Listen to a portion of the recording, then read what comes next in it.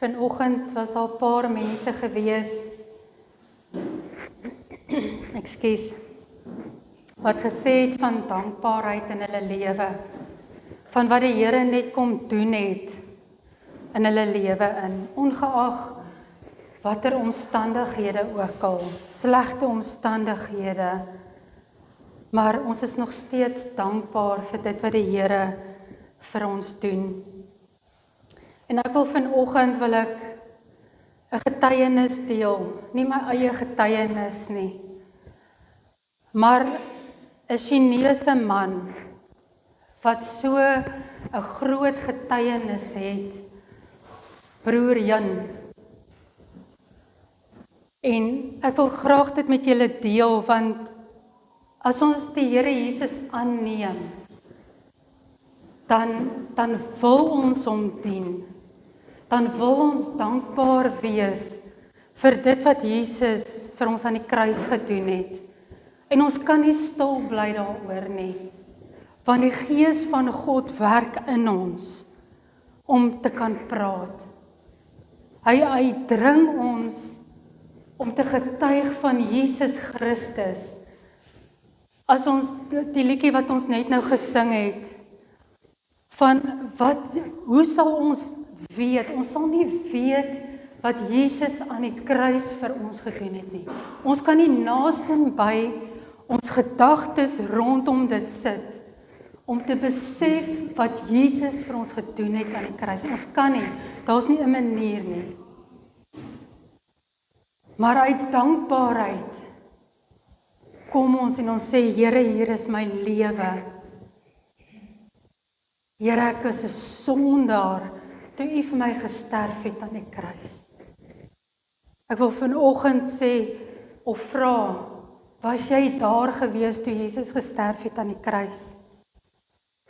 2000 jaar terug, bietjie meer as 2000 jaar, nee, ons was nie daar nie, maar ek wil vir jou sê, jy was daar, want Jesus het vir jou gesterf aan die kruis, sodat ons in hierdie tyd kan kom en sê, Here, hier is my lewe. Dit is die Bybel sê, ons moet 'n lewende offer wees vir God. 'n Lewende offer. En vanoggend wil ek broer Jan se getuienis met julle kom deel, sommer net so kortliks. Hy het in arme omstandighede groot geword, daar in China. Ek dink dit was in 1949, toe het die kommunistiese bewind, dit landbewind gekom. En hulle het gesê, geen Christendom nie. En soveel Christene is doodgemaak as gevolg van hulle geloof in Jesus Christus. En broer Jan se pa, hy het sy broer verloor aan die dood. En sy pa het siek geword met terminale longkanker. En sy ma het gedink, ons kan nie sonder hom nie. So, en ek wil nie meer aangaan met my lewe nie. So sy het gedink om haarself te gaan hang. Sy wou selfmoord pleeg. En sy was in die proses gewees om daai tou om haar nek te sit om selfmoord te pleeg. Toe die stem van die Here na haar toe kom en vir haar sê, gaan huis toe, want Jesus het jou lief. Sy het huis toe gegaan. Sy het haar kinders bymekaar gekry. Sy het gesê, nou gaan ons bid. En broer Jan getuig, hy het nie geweet waarvoor om te bid nie. Hy het nie geweet hoe om te bid nie. Hy het nie geweet wat om te bid nie. Maar daai dag vra hy vir God, wees ons genadig. Ons het my pa nodig. 'n week later is sy pa volkome genees van terminale kanker. Die dokters het hom 3 weke gegee. En daar het broer Jan se bediening begin vir die Here. Hy het sy lewe vir Jesus gegee. Hy het gesien wat God kan doen. Ons het dit net nou gesing ook. Niks is by God onmoontlik nie. Hy het gesien wat God kan doen. Nie uit ons eie werke nie. Sodat ons nie kan roem nie, maar uit God uit. So broer Jan het begin om getuienis te gee van Jesus Christus. Hy het die evangelie begin verkondig. In daai tyd het hulle nie Bybels gehad nie. As jy gevang word met 'n Bybel, word jy toegesluit. Jy word gemartel of jy word doodgemaak. En die marteling is nie van ek slaan jou met 2 vuishoue nie. Die marteling was erg gewees. Die marteling is nog steeds erg in hierdie vervolgde lande. So hy het die woord gevat, die Bybel gevat, en hy het sekere dele uit die woord het hy begin memoriseer, sodat hy dit kan onthou, sodat hy dit kan aan mense woord bring. Hy was gearresteer gewees, in die tronk gegooi, geslaan. Hy was 4 keer in die tronk gewees, oor 'n baie lang tydperk, want hy het vir baie jare ook in die tronk gesit. So, hulle het hom, een keer het hulle hom so geslaan, dat toe sy familie vir hom kom kuier het, toe kon hulle hom nie herken nie. Hulle sê vir die wagte, dis nie die man wat ons ken nie. Totdat sy ma 'n geboortemerk uitgeken het aan sy liggaam, het hulle geweet dit is hy. Hulle het hom so gemartel in die tronk in, want hulle sê vir hom, verloon Jesus, dan sal jy lewe.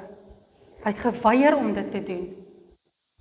Uit dankbaarheid vir dit wat God vir hom gedoen het, nie net vir sy pa nie, maar omdat hy die ewige lewe in Jesus Christus het.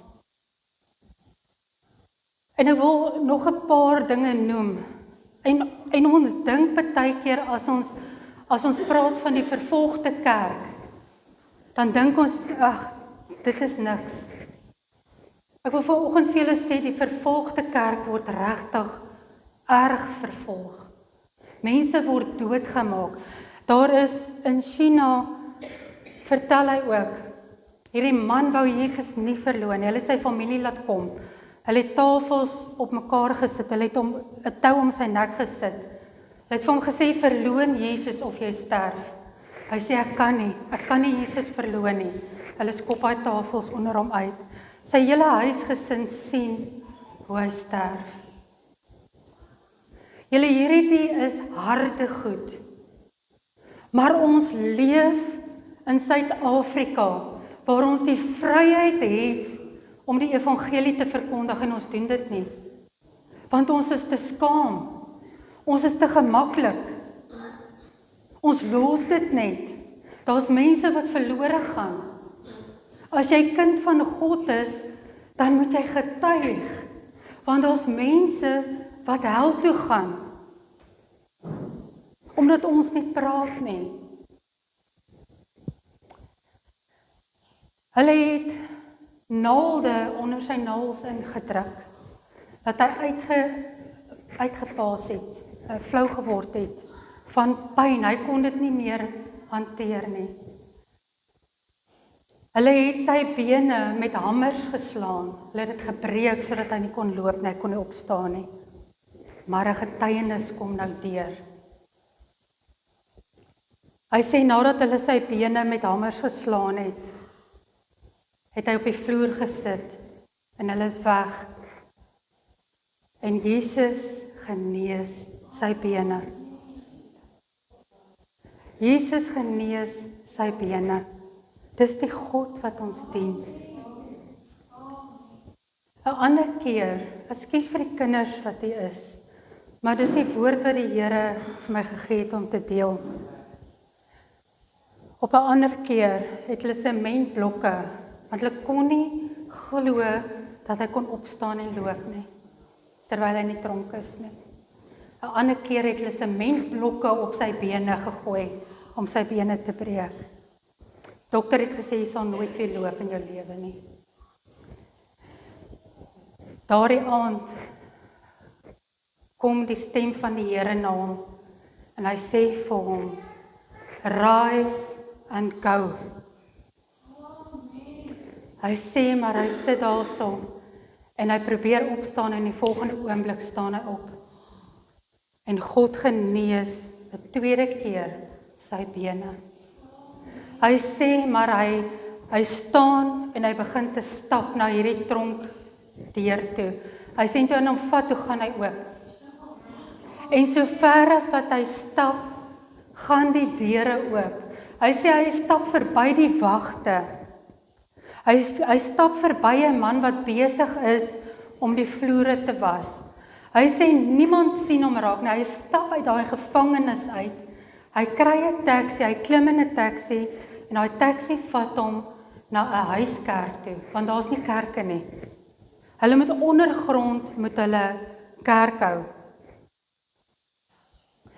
'n Ander keer is hy by 'n huiskerk en die polisie kom in. En hulle kom deursoek haar hele huis. Broer Jan lê in die middel van die vloer op sy aangesig besig om te bid. Hulle sien hom glad nie. God maak die vyand blind sodat hulle hom nie sien nie. Hulle het niks gekry nie. Hulle is daar uit. Dis die God wie ons dien. Ek wil vanoggend vir julle sê, as jy nog nie jou lewe vir die Here gegee het nie, dan wil ek vir jou aanmoedig om dit te doen. Ek bid vanoggend, dis my gebed vanoggend, dat die Heilige Gees in jou hart sal werk, dat jy Jesus sal aanneem. Al is daar vervolging in jou lewe, want ons gaan vervolging hê. As kind van God gaan jy vervolging hê, dit is so, dis klaar. Maar daar's party van ons boeties en sissies in Jesus wat erge vervolging het en julle moet vir hulle bid asseblief. Ons bid vir die vervolgde kerk reg oor die wêreld. So ek wil 'n bietjie teruggaan na die woord toe. Want in die Bybel was daar ook mense gewees wat vervolg was. In Handelinge 5 vers 17 tot 20 en die hoofpriester het opgestaan en almal wat saam met hom was, dit is die party van die Sadduseërs, en hulle was met nydigheid vervul en hulle het die hande aan die apostels geslaan en hulle in die openbare gevangenis gesit. Maar 'n engel van die Here het in die nag die deure van die gevangenis oopgemaak en hulle uitgelei en gesê, gaan heen, staan en vertel in die tempel aan die volk al die woorde van hierdie lewe. Alles wat Jesus vir julle gedoen het, vertel dit aan die mense. Stefanus, die woord sê hy was vol van geloof en krag van die Heilige Gees. Hy het getuig van Jesus Christus, hulle het hom gestenig. Hy was die eerste martelaar gewees in Handelinge. Want, Romeine 1 vers 16, want ek skaam my nie vir die evangelie van Jesus Christus nie, want dit is 'n krag van God tot redding. As ons vertel, kom mense tot redding, nie omdat ons goed is nie, maar omdat God goed is, en omdat God deur ons werk. As ons stil bly, gaan daar nie redding kom vir mense wat verlore is nie, want ek en jy was ook verlore. Iemand het oor ons pad gekom en ons vertel van Jesus en ons het tot redding gekom. Hoekom wil ons dit vir onsself hou? Petrus, hy het opgestaan en hy het die evangelie verkondig. 3000 mense het tot bekering gekom in daardie dag. En Petrus het weggestap en hy het niks oorgekom nie. Nee, hy is in die tronk gegooi. Hulle is geslaan en in die tronk gegooi. Handelinge 16, Paulus en Silas word in die tronk gegooi. Wat doen hulle in die tronk? Broer Jan getuig in sy boek. Hy sit en sing en bid in sy tronksel. Die ander gevangenes hoor hom. Eers wil hulle niks met hom te doen en hulle skree vir hom dat hy moet stil bly, maar hy het aangehou om te bid en te sing. En later het hulle dit gehoor en hulle het stil geword en meeste van hulle het tot bekering gekom. en hy kon die woord met hulle deel. Paulus en Silas sit in die tronk. Wat doen hulle? En skielik kom daar 'n groot aardbewing. Hulle het gesit en sing, lofliedere sing in die tronk, nê? En hulle het gesit en bid. Die gevangenes het hulle gehoor, hulle medegevangenes. Handelinge 16 vers 26, en skielik kom daar 'n groot aardbewing, sodat die fondamente van die gevangenes geskit het, en onmiddellik het al die deure oopgegaan, en die boeye van almal het losgeraak. Dis die God wat ons dien. Die bewaarder het wakker geword en gesien dat die tronkdeure oop was, en hy wou selfmoord pleeg. Maar Paulus het vir hom gesê dat almal nog hier is. Hierdie tronkbewaarder het daardie aand tot bekering gekom en Jesus aangeneem as verlosser en saligmaker. Deur dit wat Paulus hulle gedoen het. Ek meen, daai tyd se tronke is nie vandag se tronke nie. Dis sleg in ons tronke, jy wil nie daar wees nie. Maar daai tyd se tronke, dit was sementvloer, dit was nat, dit was koud. Of dit wintertyd was, ek weet nie. Maar hulle het op daai vloere gekniel, en hulle het gebid en hulle het gesing. Hulle het nie gememoreer nie. Hulle het nie gesê, Here, hoekom is ek in hierdie tronk nie? Hulle het gesing. Hulle het God groot gemaak in die tronk in. Paulus skryf in 2 Korintiërs 11 van sy lyding vir die evangelie. Vanaf vers 23, in arbeid oorvloediger, meer as die ander. Hy sê dit hierso, maar hy roem nie in dit nie, glad nie. In slaap bo die maat, in gevangenskappe baie meer, in doodsgevare dikwels. 5 maal het ek van die Jode ontvang, van die Jode, nie die heidene nie, die Jode. 40 houe op een na, 3 maal met stokke geslaan, 1 maal gestenig, 3 maal skipbreek gelei, 'n nag en 'n dag op die diep water deurgebring, in gevare van riviere, rowers, my eie volk, heidene in die stad, in die woestyn, in die see, onder valse broeders, mede boeties en sissies, wat hom benadeel het, julle, in arbeid en moeite, slapelose nagte, honger en dors, in koue en naaktheid. Dis wat Paulus alles deurgegaan het, en hy was nie die enigste een nie. Die res van die apostels het ook, die disippels, elke volgeling van Jesus gaan vervolging deur. Johannes 15 vers 20, Jesus sê hierdie woorde aan sy disippels, onthou die woorde wat ek vir julle gesê het, 'n diensknegt is nie groter as sy Heer nie. As hulle my vervolg het, sal hulle julle ook vervolg.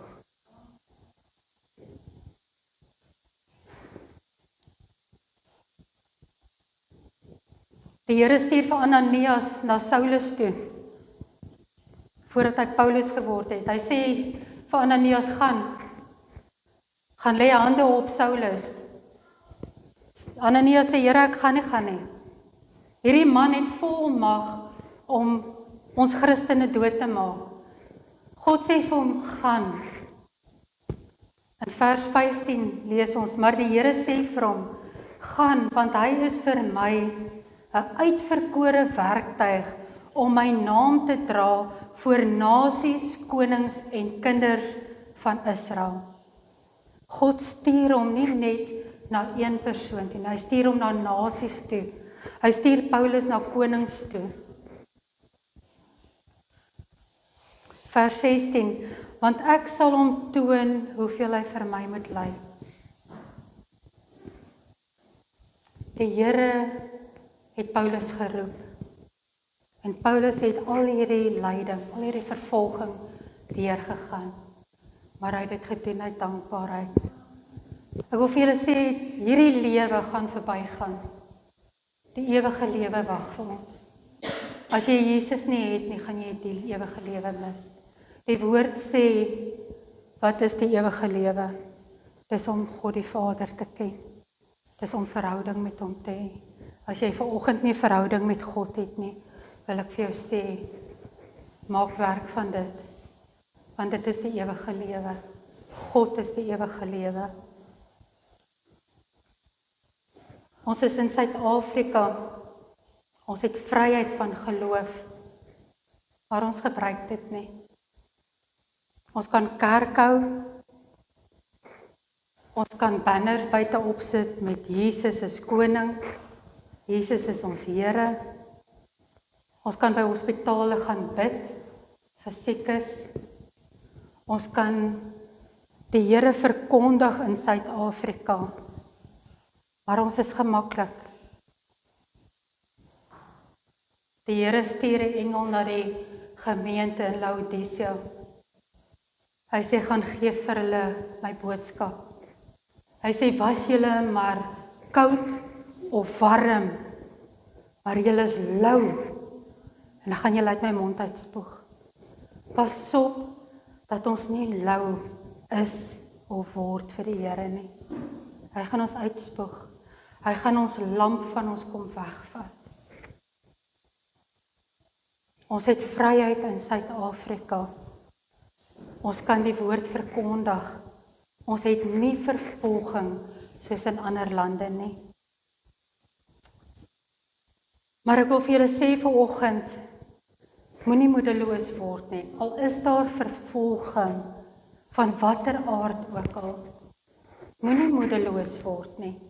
1 Korintiërs 4 vers 1, daarom, aangesien ons hierdie bediening het, volgens die barmhartigheid wat ons ontvang het.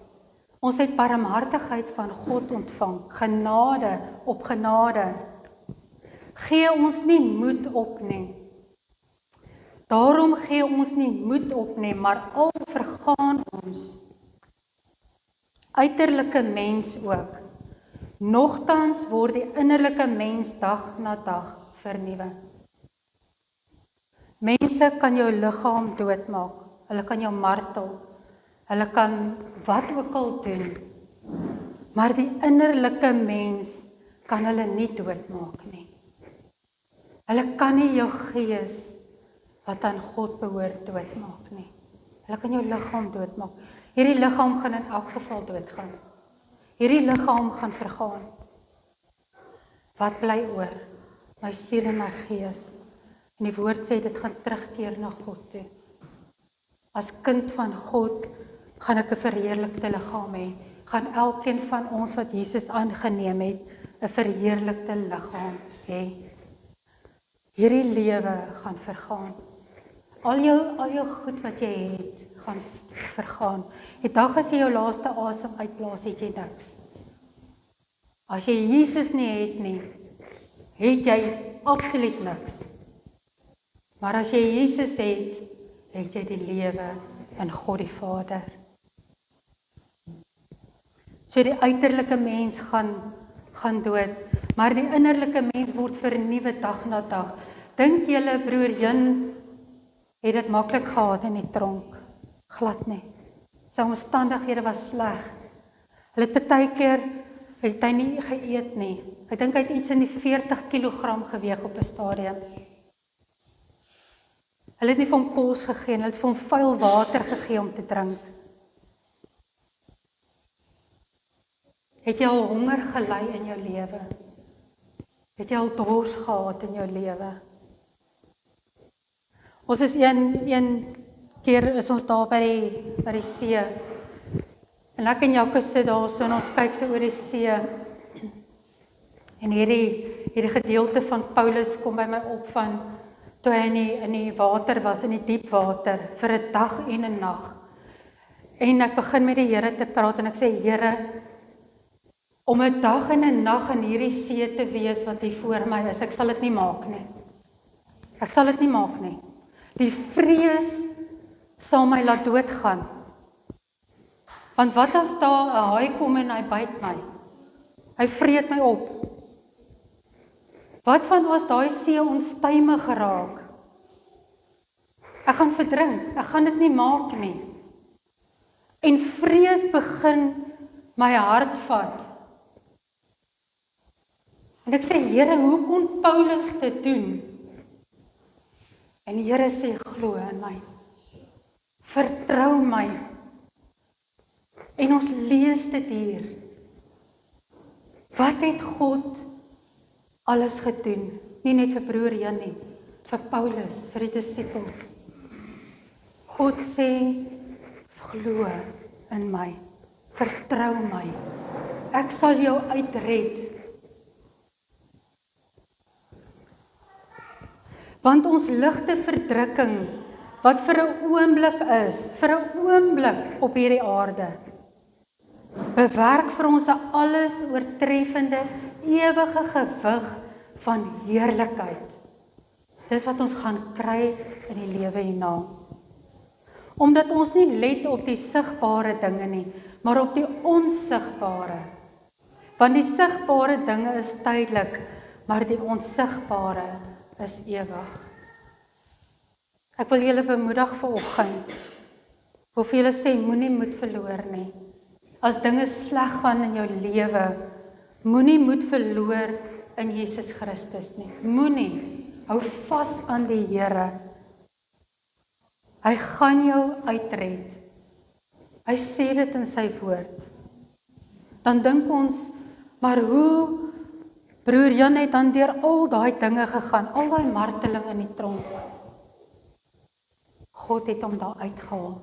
Hy het dit deurgegaan. Die Here sê, julle gaan vervolging hê. As hulle my vervolg het, gaan hulle julle vervolg.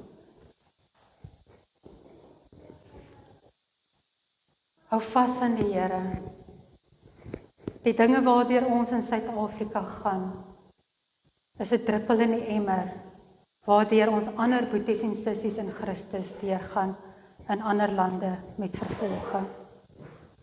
So as jy swaar tye het in jou lewe, sê Here dankie. Dankie vir swaar tye, want dit vorm my, dit bou my geloof, dit bring my nader aan U. En die Here gaan jou gebruik as getuienis. Ons is nie hier om onsself te verheerlik nie. Ons doel op aarde is om God te verheerlik. Klaar, punt. Daar's geen ander argument rondom dit nie. Jy's nie hier om jou lewe te geniet net soos wat jy wil nie. Jy gaan die ewigheid mis. Jy is hier om God te verheerlik. Klaar. Ons roeping is om die evangelie te verkondig. As jy Jesus aangeneem het, kan jy nie stil bly nie. Ons kan nie laat mense daar buitekant verlore gaan en hel toe gaan omdat ons stil bly oor Jesus Christus nie. Wat het die Here al vir jou gedoen? Hy het vir jou gesterf aan die kruis.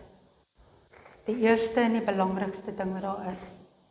Die ander is bysake. Hy het vir jou gesterf aan die kruis. Kom ons sluit die oë.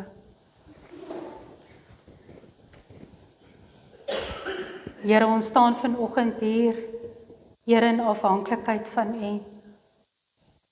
Vader, ek wil vanoggend vir U dankie sê vir die genade vir ons as mens in Suid-Afrika. Here, ons dink ons het moeilike tye. Ons dink ons het swaar tye. Here, ek dink net aan die brandstofpryse wat opgaan. Ek dink net aan die myne wat so moeilik is, wat ons nie werk kry nie. Maar Here, dan kyk ons terug en dan sien ons hoe U vir ons sorg deur al hierdie dinge. Vader, ek kom bid vanoggend dat U vir ons genadig sal wees.